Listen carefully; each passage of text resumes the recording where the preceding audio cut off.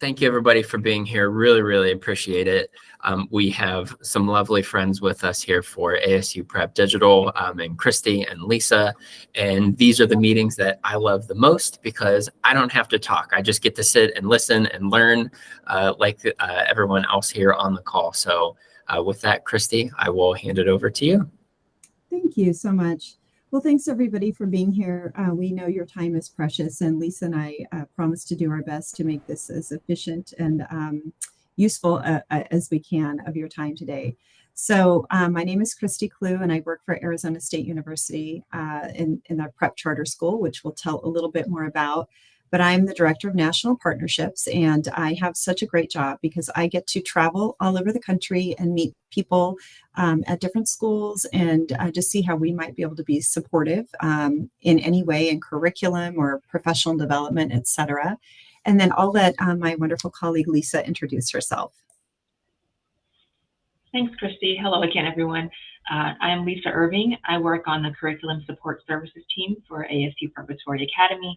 And our team is a little unique in that we're in between curriculum development, who produces all of our wonderful content and courses, and we actually support directly the users of those courses and that content. So I'm just happy to be with Christy today, and our role on my team, I speak in the second person plural a lot because our team works so closely together, but each of us supports a different subject area, and the area that I support is 612 English Language Arts, and then I have counterparts in math, science, social studies. So I'm one representative of a team who's just happy to support you and help you learn more about our great courses. Thanks, Christy. Thanks, Lisa. So for our time today, we are here to talk about our digital courseware that we have developed and different ways that this courseware may be used in your different schools and districts. Lisa and I will just kind of I'll lead with a short PowerPoint presentation, just orienting you to where we are, what we do. And then Lisa's going to jump into one of our new courses and give you a deeper dive into the development process, why we develop these courses the way we have, and talk through the pedagogy. I'll show you a couple other courses just to take a peek, and then certainly we'll pause throughout our time together to ask questions. And in fact, we are a tiny group, so just jump in whenever you have questions. We'd love to, love to just kind of make it a little bit more organic if possible. So I'll just go ahead and just make sure. Can you guys see my screen pretty well? Yep, sure can, Christy. Perfect. So again, not too many slides, but just want to tell you, so we're from Arizona State University, and we have a mission with the work that Lisa and I do to design new models for educational success and to raise academic achievement for all learners. And I think you'll see today through our discussion that that's a huge focus for us. At Arizona State University, we have a president who has been the president for about a quarter of a century, and he's really done a lot in the whole university space, where he's really wants to turn the university model on its head. And so he wants us to be known for whom we include versus whom we exclude. And so a lot of the things that Lisa and I do, and a lot of the things that the university does is really built upon allowing pretty open access to the university, whether people are degree seeking as sort of their final destination, or people are just interested in having access to higher education and certificates, preparing for life in career, et cetera. So we get to do some pretty fun work. At Arizona State University, we are actually Arizona State University Prep Academy. So we are a K through 12 charter school, and we're chartered directly through the university as sort of an example of the level of desire for inclusivity and just allowing access to university and university assets. And we also, in our Prep Academy, we serve about 4,000 students in the state of Arizona. So we know very acutely what the needs of students are, especially in our area, obviously. And then we know what a modern classroom looks like, what the struggles that teachers may be experiencing, and administrators as well.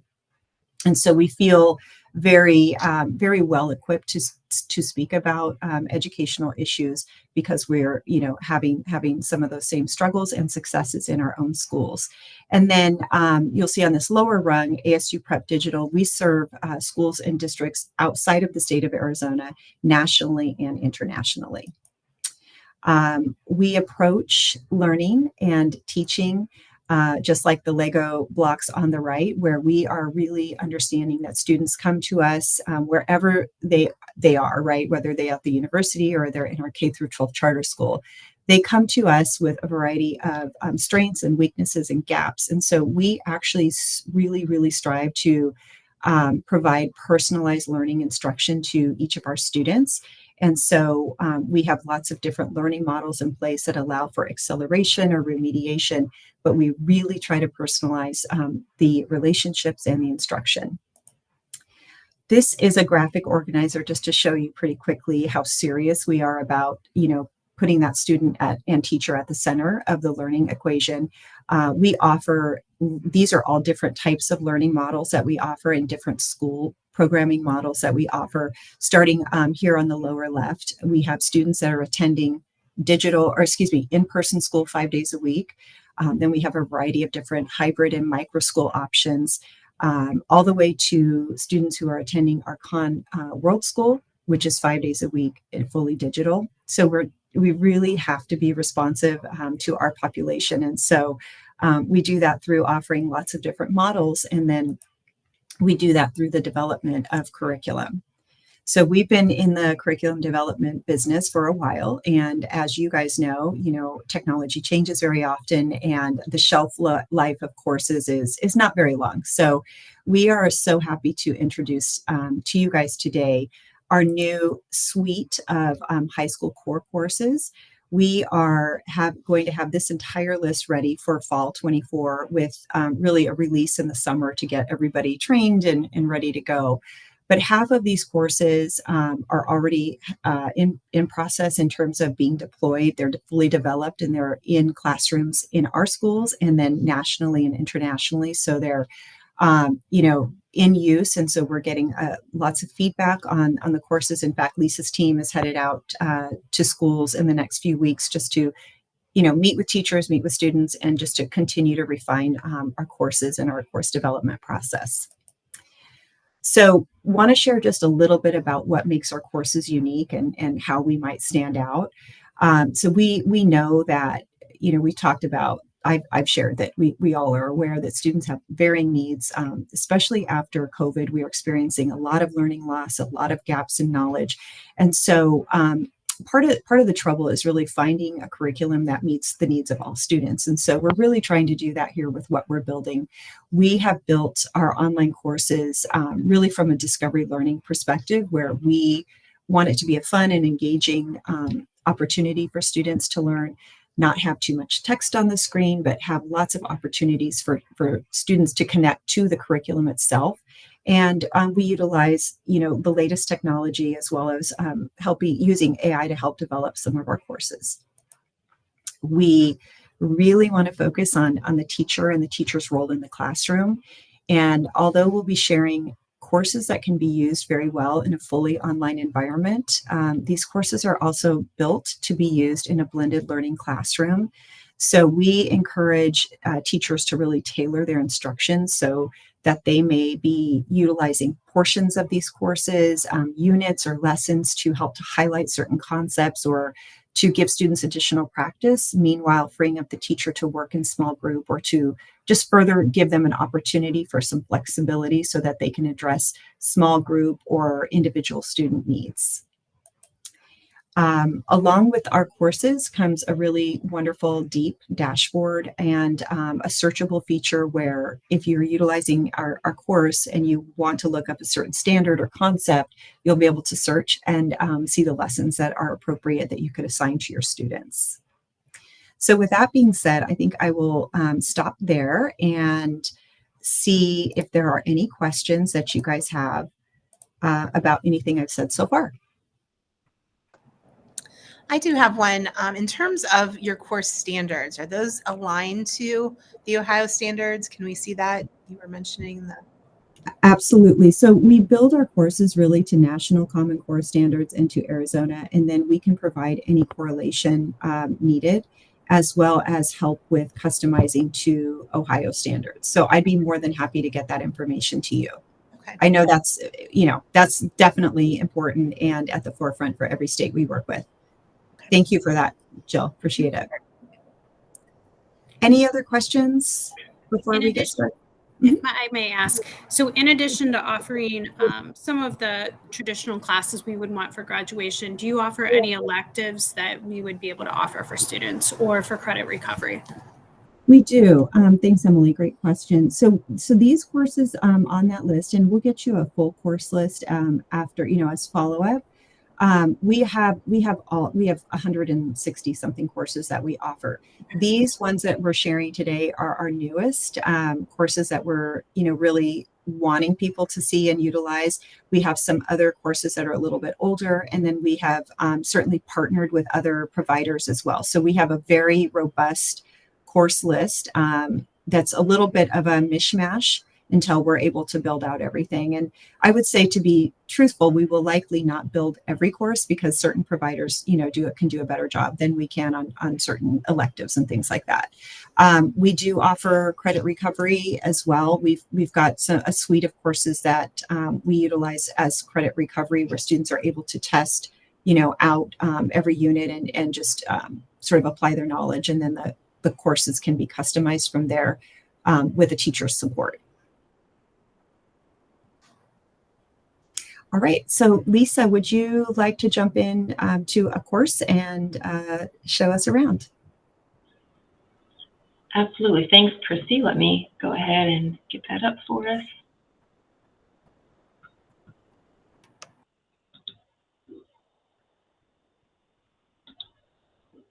Here we go. Okay, should be coming up for us soon.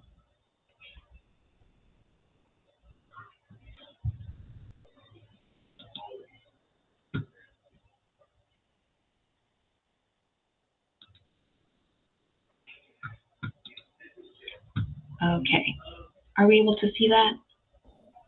Great. Yep, we can see you're in module 2, transported through time. Awesome, perfect. Okay, so what we're going to take a look at today, and I'll just scroll this up a little bit so we can start at the beginning and we'll dive in. What we're going to look at today for an exemplar of these new courses is English 10. English 10 is a course that's close to my heart as a former English teacher and now in my role supporting 612 ELA. The course is split into a Part A and Part B orientation, where there are 3 modules per semester. And within each semester, there's a semester final exam. And so that's great to think about the way that you can structure or restructure the course depending on your needs. And so I wanted to start with that orientation, and then we'll take a look at just the design foundation of the course and dive more specifically into a lesson so we can dig into the chapters and see what the actual content looks like. So the course that you're looking at right now is in the Canvas LMS. This is the Part A orientation, and the course is designed for students to uncover the art of effective communication. So what they're doing is they're really taking a deep dive and sharpening their skills in critical thinking, speaking, writing, and along the way they have an opportunity to get creative as they explore their own unique voices as readers and writers, but also still exploring those literary masterpieces as those exemplars and those anchors for their learning. So as I was mentioning, we have 2 parts, Part A and Part B, or Semester A, Semester B. Within each part of the course here, this Semester A that we're looking at now, there are a total of 30 lessons. If you elect to use the honors version, there are also 4 honors lessons available within the course as well. As you can see, something that's important is to the structure here is that it's consistent, and this is not just an ELA 10, but if we were to look at anatomy and physiology or earth and space science, all of the new courses follow that similar structure so that students who are taking our courses can easily navigate and not feel like they're switching from one orientation to another. And so before we dive into a lesson, a couple of unique things to point out. In terms of the pedagogy here, what's important, and Christy touched on this as well, the guided discovery or discovery learning approach to the course design is really something you want to think of as rigor with support, right? So students have that rigor where they are held to those high academic standards. They're learning up to the standard, but there's also support built in so that they're not alone on that journey. So as we go through the chapters within a lesson in a moment here, you'll see that scaffolding built in to where, yes, they're possibly reading a text that could be difficult depending on their reading level, or they're being asked to analyze something that's of a difficult reading level or a rigorous reading level. But there are so many supports and scaffolds built in where along the way it's coaching the student in how to think through that reading and how to think through that writing. So they can really build that confidence in knowing how to attack and unpack that rigor. All right, so let's take a look at one of our lessons here. We're going to go into Module 2, and the lesson that we're going to look at is entitled #Words Matter. And so I will show you in a teacher view what that looks like. And so the great thing too is as a teacher, you'll be able to freely navigate through the lesson. You won't have to go through the student side, so you can fully see the questions and content. All right, so with the lesson Words Matter, we start here with this introductory page, and each lesson, and this is ELA 10 and all of the courses in this package that we have here in terms of the new courses. Students see their objectives at the start, and so if we're thinking about a blended learning environment, this is also great to be able to go over that with students on the whole. So even if they go in and navigate independently, or if they're at a tech station and doing some independent navigation throughout the course, the objectives are always here to anchor the learning at the start. Okay, so going into this chapter, Power of Words, you'll see here in Chapter 1 that students are immediately asked to dive into the content, to start thinking. They have an opportunity to think about the power of words and the feelings that can be associated with words that have similar meanings. So you'll see here on the screen, thinking of youthful versus immature, fragrance versus stench. So they're immediately diving into that power of words, thought process, thinking of connotation and denotation. But notice that we have not used that academic vocabulary yet. We're just saying neutral, positive, negative feelings to start with that gateway for any student to start thinking through how they interact with these words. And as we continue through the lesson here, you'll see different orientations, such as these flip cards here. Now we're getting more into that academic vocabulary. And this flip card orientation is really important to point out because, as we know, especially with having a similar experience if students are on their devices going through their courses, that difference in orientation is something we like to point out, where students aren't always seeing a lot of text on the screen. They're not seeing multiple paragraphs at a time for every lesson. You have things like flip cards and different drop-down interactives, mix and match or drag and drop, so that way the content is presented differently throughout the course.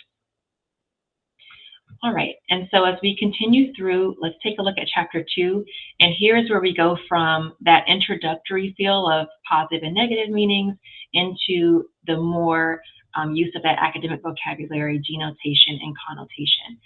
So this graphic here as well, you'll see what I meant by that difference in orientation, also lending itself to a blended learning environment.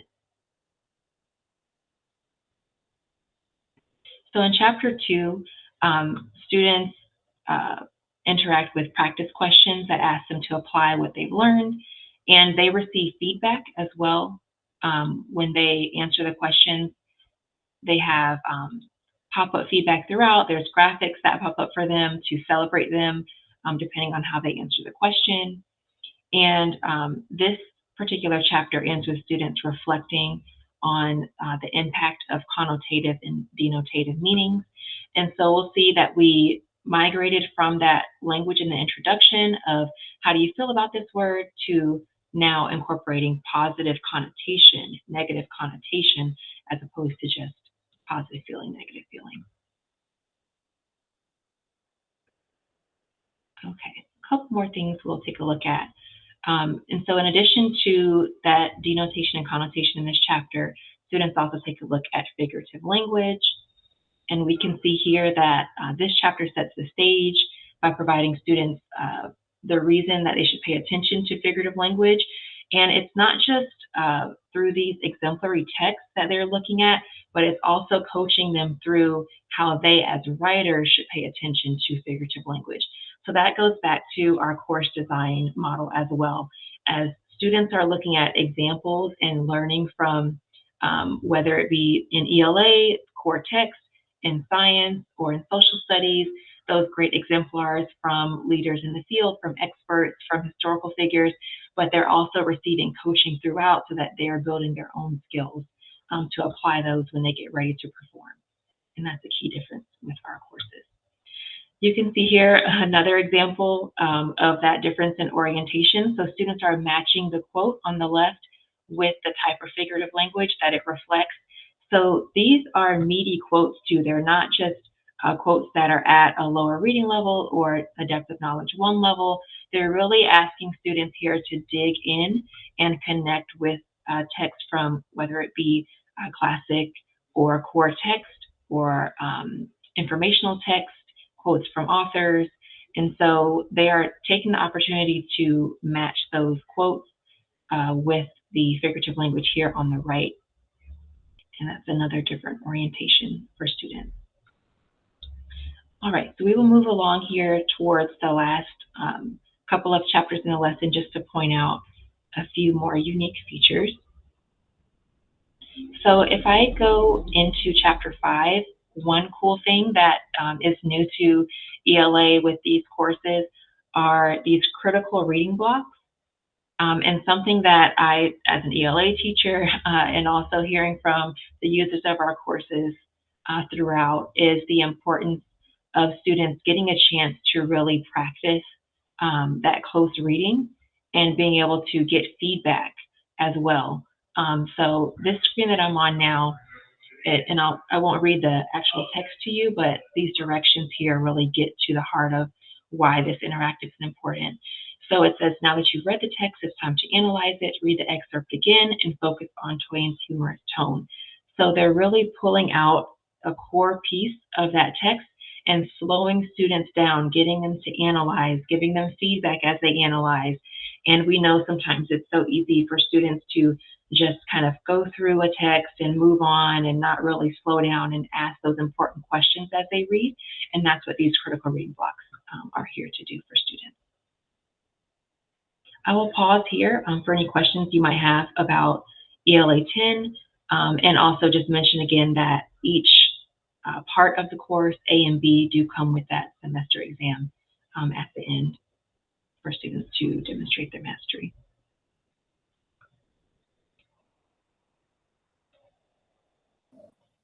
You're gonna say, Lisa, this isn't a question, but in working with Christy, like having that demo account and being able to go into these types of courses is really what caught my eye. Like, here at the ESC, obviously we always tell everybody, like, we're happy as long as our districts are happy. And I saw this and I was like, ooh, that can make some people happy. It is just presented in such a nice and unique and different way that it doesn't feel like a traditional online course. And to me, I think that means a lot. You can tell a lot of time and effort through a lot of different shareholders. Not just the content, but also the visualization is really, really striking. So thank you so much for making sure that we all get to see this here too. That's amazing to hear. Thanks so much for that feedback. May I ask a question? Sure thing, Emily. Sure. So when I was teaching in another classroom and as a coordinator, we used one system. And the grading and the assigning was really laborious. It might have been one of my worst experiences teaching. It was during COVID, so I should preface it with that. But then my teachers here, we use a different system and they still have quite a bit of grading.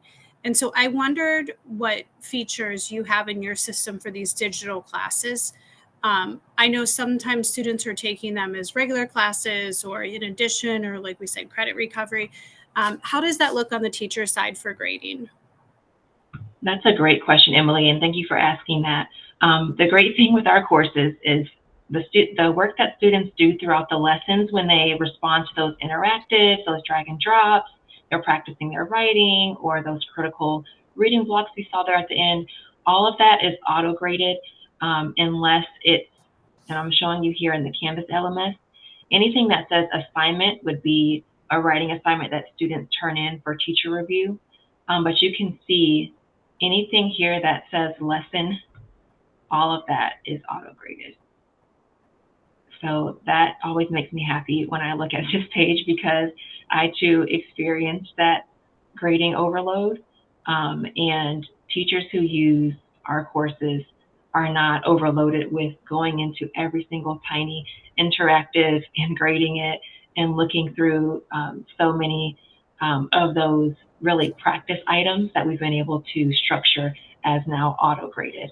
So that is a huge weight lifted, I think, and it still does give that opportunity with those teacher-graded assignments for teachers to really look at student work and get to know their students' writing and all of that. But as far as the instructional experience, students are getting that instant feedback and that auto-grading in the lesson. I have a question about the customization, and you may get to this after this, but how much flexibility does the teacher have in putting in his or her own content? Like say there's an article that they want the students to read and it's not in there, and a set of questions or their own quizzes. Sure. And so with the lessons as they're built, those are going to remain as they are in terms of the orientation and the content in there. However, within the LMS, and Christy, jump in if there's something you'd like to add here. Within your learning management system, you'd be able to add in still any content to complement what's in the lesson. And Christy, I think in the same way, in terms of those standards alignment, we would work with whatever those additional content pieces are to be inserted in the LMS nicely, so it all still flows together.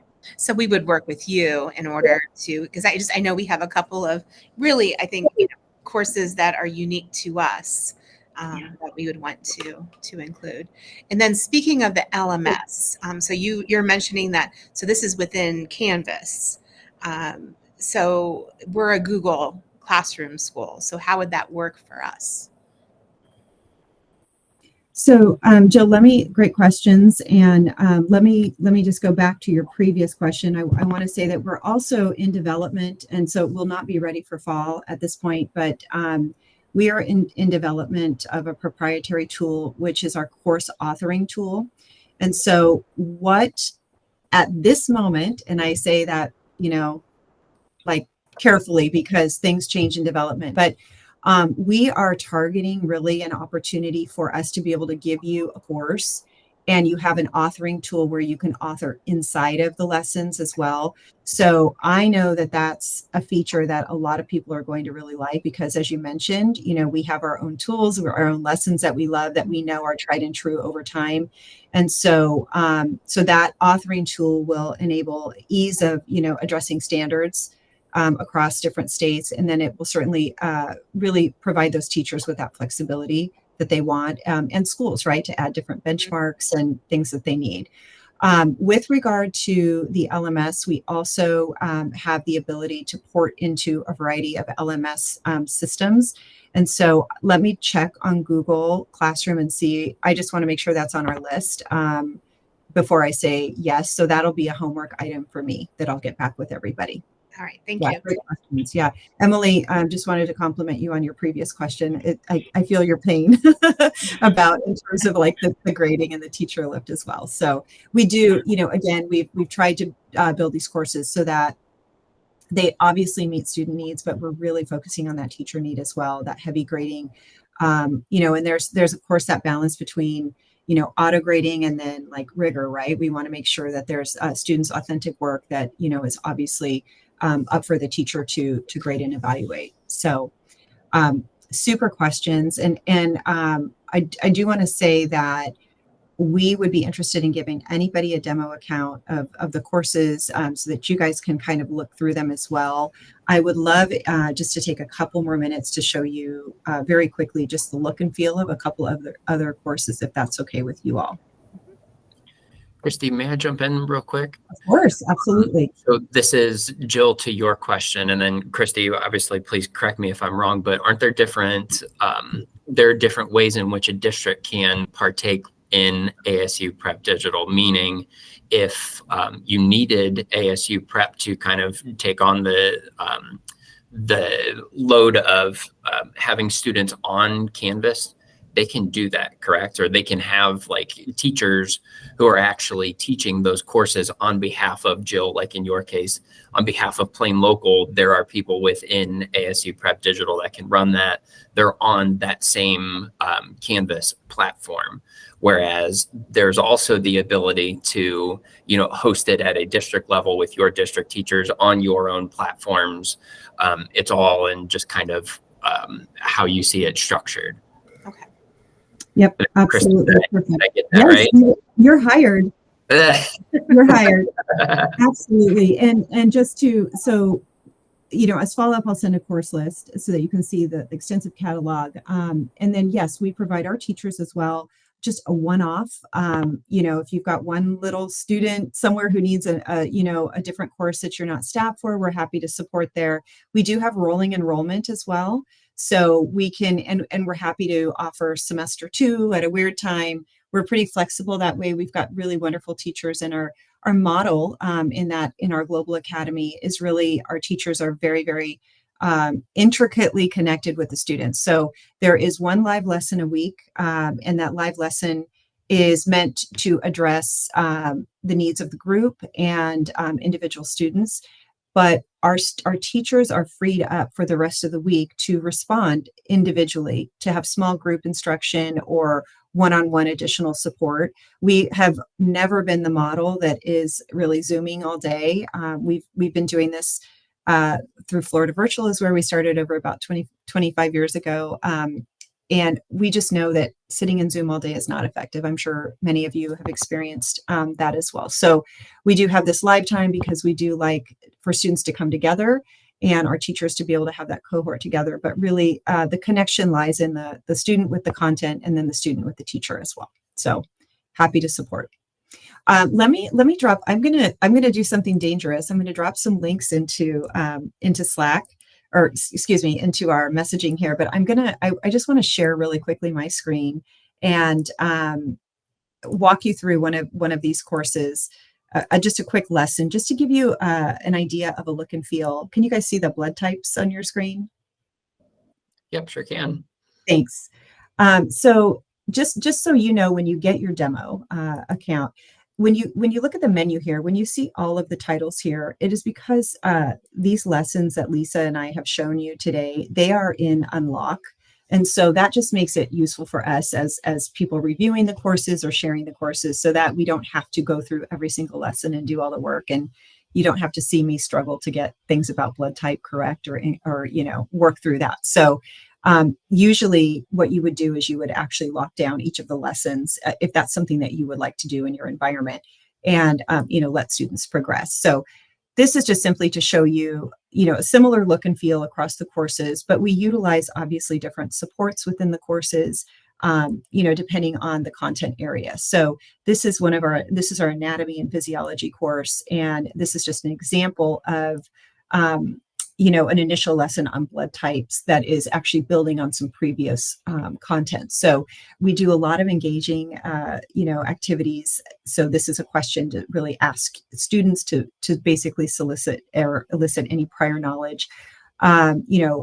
What percentage of American people do we think are eligible to donate blood? I mean, I would think a large percentage. And so we get some sort of feedback here saying that, nope, it's a little bit lower. Look at 13%. It's even lower than 13%. And I believe it's 3% of our population. 3% of the population are eligible to give blood. And so you can kind of go through page by page. This, we introduce a little bit of a crisis. We give a story about some research in, historical research, people working on blood transfusions, animals to humans, et cetera. Sometimes it being successful, sometimes it not being so successful. And then we take you through a simulation about that crisis itself. Okay, so here we are. So we give a little bit of a scenario about a mystery. They're going to be tasked to be trying to save the life of 4 patients. They'll be given a sample of the blood. You try to figure out which transfusion to give these lab patients. So they give you sort of an idea of, these are sort of the transfusion blood types, but, we don't know much about it. So I selected this one. I have now not done super well with patient 1. Now I have another option. Let me take a peek here. Okay, so I have a pretty poor track record here. So just trying to go through and give students an experience. Okay, guys, you do not want me working on you for any reason whatsoever. So let's take a look here. Okay, so I have 1 person out of 4 has lived with my work so far. Not a great researcher. So students can restart this and try again. And this is a little bit of sort of that gaming concept that we utilize as well. So now we have our beginning of, sort of forming a hypothesis about, what works, what antibody and blood cell type go together. And so now we have an opportunity to drag and drop. I'm not gonna shrink my screen very much, but I just wanted to kind of take you through this to show you. And then we're going to hit submit and we'll get some feedback. Did I get things correct? No. It'll show me which ones I did get right, and I got none of them correct. So in the interest of time, students can certainly keep going through here and trying to figure out what works, right? What would be a successful opportunity. So students are then continued asking sort of these questions, like if this went with this and they lived and this person died, what are some of the conclusions that we could come to? So this progresses down even further with more directed questions, talking about really we're getting to antibodies and antigens, which is a little bit of previous knowledge from another unit in another lesson. We have some of these flip cards that will help students orient them really in terms of the antibodies and the antigen. And so we just keep going through the lesson where you can see there's not a ton of text. There's a lot to do. There's a lot of feedback for students. And so that's what we really like about this learning. It's high level, but again, not overwhelming with text. Just want to show you 2 quick other things just for look and feel. This is our economics course. And this is one lesson in the economics course that obviously you see the objectives. And then we're going to be taking a peek at a scenario where there is a student who is going to be, I think he's 16 years old. He's going to be tasked with buying a car. He just got his first job. And so this is a short video. I'll just play it just for a second. Christy, we are still seeing the blood pathogens. We're not seeing it. Thank you. Let me unshare and reshare. So sorry, guys. You're okay. Okay, how about now? Do you see like a video? At the moment, we're still on blood pathogens. Oh, you do? I think Okay. we have to stop. Yeah, stop presenting Okay, and let then me go stop back. presenting. Sorry, guys. Thank you. I'm saying this isn't your fault. You're used to doing, I think in the past we've done a lot of our things on Zoom, so don't worry. I'm a Zoom girl. I'll tell you that right now. Okay, one last thing here. Okay, here is Skippy buys a car. Okay, so just really quickly. So this is an econ course, and this is, I just want to just show you sort of the look and feel of the video. So we're trying to. This is Skippy, but where does he start? He doesn't have. So we go through the story of him trying to spend his money on a car. We come to some conclusions. He ends up buying a car with a 48-month loan. So we're asking here, just a little bit of reading comprehension and then a little bit of economics comprehension. Why would he go with a specific loan? So there's a opportunity for students to submit a response. And then we start dialing it down with, questions that get a little bit more complex that are really allowing students to kind of think through the problem. And then we are looking obviously at our economic terms. And so we can do some drag and drop here. And so you'll just see that there's just quite a bit of engagement. There are these checkpoints. And then this is one of those checkpoints that Lisa shared that is an auto-graded checkpoint. And then there are certain, graded options throughout the course as well. But in the chat, I submitted some links. I put in a couple links to these lessons that you guys can take a peek at.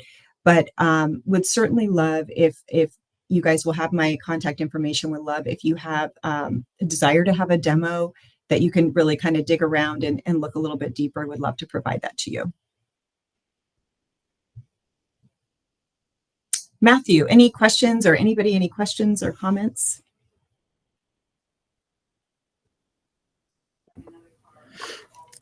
Hi, I have a question about, I know you said you were going to check into Google Classroom. We use Schoology as our platform. And Sure. The other thing with that is, do the grades pass from your system either through Schoology into our SIS or straight into our SIS? Does that make sense? Yes, it sure does. I'll take a look at that. And Lee, so you use Schoology, correct? Correct. Okay, perfect. Yes, let me check into that. And I'm sorry that I don't have the complete answers. I don't want to say something incorrect and then have to correct myself. So I'd rather just respond. Okay. Is that the only way to access it is through an LMS, or can you do you have your own platform, I guess, that you would log in through that? Yeah, so we house these in Canvas. So they need to be in some sort of a platform. So we could offer these to you in our instance of Canvas or in Schoology. Okay. Thank you. Yeah. And I know, Matthew, we're at time in terms of what we, the time we asked for. So I'd love to just follow up. I'd love to send basically a group email to the group. And I know that you offered us that attend Google Docs. So I have everybody's information coming to me. Would love to just do one big follow up. And then certainly any one-off questions, would love to help with those too. I was going to say the one thing I think might be helpful. Would you mind mentioning, or at least speaking to a little bit, the differences in like the pricing structure and what that might look like? Because I think that's an important piece of this puzzle too. And I'm not concerned about the 45-minute time window. I don't know about anybody else, or if you have others to jump onto, especially to speak to this. I think that's a really important piece of the puzzle. Sure, thank you. So our pricing structure is, so we have a hosted pricing and a non-hosted pricing. So hosted is if you are going to be using our Canvas instance. And so if that is the case, then I will put this in our follow-up email as well. If you are using our hosted Canvas, then per semester course, the enrollment fee is $42.50. And if you are using it for full-time student, if you've got a full-time virtual or program that you would like to have students have access for a full year, that is $199 a student, so just under $200 a student. If we are able to put our courses into your LMS, the prices go to $35 per semester course and $160 for the year. There is a one-time load fee of $150 as well. per course, and that's just to help us load it into your instance, and then also just for the ongoing maintenance of the course. I will also say that we are very interested in getting these launched and just having people use them. Again, I mentioned that half of the courses are already in use, and so we're getting a lot of really great feedback, but it's always nice to not be the first, right? So we've got a lot of these courses deployed with a lot of students, and we are seeking some sort of pilot opportunities as well. So we're looking at maybe a lower cost. And then certainly we would love for anybody who's involved in our pilot to be involved in the qualitative feedback process. We'd really love to know, how this is working out in your schools with your teachers and your students, and any feedback you have. So we're very much in search of a collaborative type of a partnership. So Jill, yes. We are using this currently with our schools and our teachers and our students in Arizona, and then we're using this quite a bit with our partners as well. So we've actually had half of the courses. They did not just deploy this year; they actually deployed last year. So they're actually in year 2 of deployment. There will be some that are brand new coming out. For a fall release, but we are working internally, like with our students in these courses. And as I mentioned earlier, Lisa and her team, they make trips out to schools and just see how things are looking and get feedback along the way. Obviously, in this type of a platform, we're able to make a lot of course modifications pretty easily. So we don't see our courses sitting around with errors and things like that. They won't be legacy courses when we can just fix things in real time. And specific to our area, Jill, currently no one is using them in our county. This opportunity, this meeting, my opportunity to meet Christy actually came through Marty. So he was having conversations with the team that kind of heads everything, that made the move from Florida Virtual to ASU Prep, and take all of the really wonderful, excellent things that were happening over there and infuse them into this new program and breathe new life into them. And so this is really the first iteration that I know of in our area of our district schools. It may even be in Ohio. Christy, you can speak better to that. So it's just an opportunity for ASU Prep Digital to kind of expand and make their way into our markets a little bit too. Thank you. Yeah, thank you. And I think that's all we have to share with you. If you have any questions, would love to continue to stay on and answer questions, or I can certainly follow up individually as well. And then just one thing before we break, I've been putting the attendance link into the chat. That's mostly so that I just kind of know who all was here. If it's okay, I will share those emails with Christy so that she can contact you all directly with those demo accounts to kind of get in. So if you would not like for that to happen, just email me after this and I'll withhold your email from sending them forward. But more than anything, Christy and Lisa, we just really appreciate your time and walking us through the ins and outs and showing us all the different courses and stuff. This is really, really excellent. I appreciate you both being here. Thank you so much, Matthew, for the opportunity. And thank you, everyone, for joining today. Look forward to following up. And I will not spam you with emails. I'm very low key that way. Just would love to answer any questions or support along the way. And Lisa, as always, thank you so much as well. Awesome. Great to see everyone. Thanks so much. Take care. Thank you. All right. Thank you, everybody, for being here.